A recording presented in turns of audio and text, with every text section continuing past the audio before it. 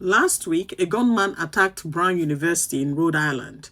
After that incident, the police, the FBI swung into action. They began searching for the suspect. They couldn't identify him because he had a mask on and he had a beanie on, plus this heavy jacket. But they saw a couple of surveillance videos where he was patrolling around the street. You could see him walking from side to side as if he was looking for something.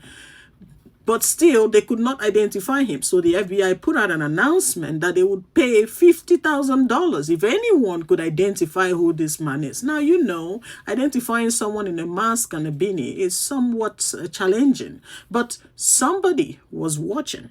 So here's what happened. Before the shooting, a homeless man saw a man in a mask and a beanie and a jacket patrolling the area.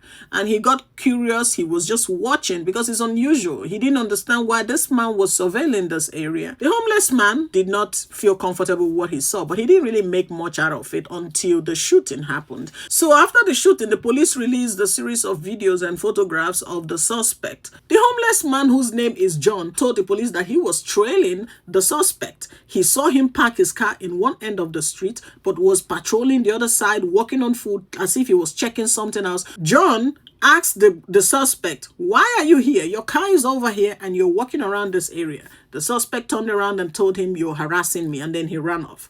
John did not read any meaning into this because, hey, nothing had happened, right?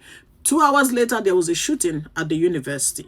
It was when the police released pictures of the suspect that John called in and said, "Listen, one of these pictures that you released, it's me. I am the one following this guy."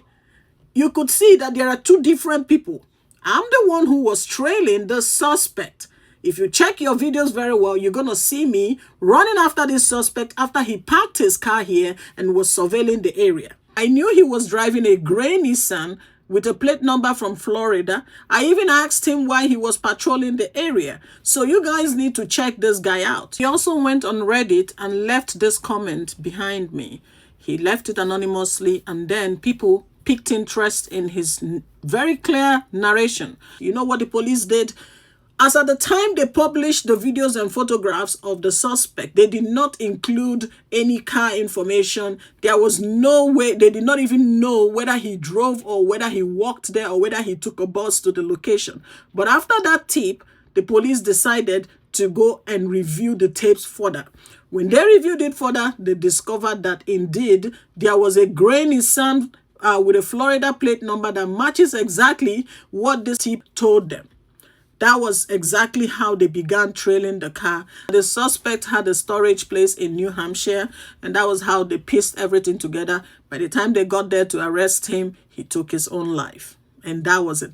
But the good news is that this homeless man helped the police in solving a case. In fact, as at the time the police announced that they were looking for the Brown University shooter, they did not know that he was the same person that shot the professor in Boston, the professor from MIT. Because then they realized it was the same person they're looking for all this while. All along, they thought that they were not connected, but this simple tip helped them to solve the crime. And the best part of this news is that this homeless man's life is about to change for good because he's definitely going to get that $50,000.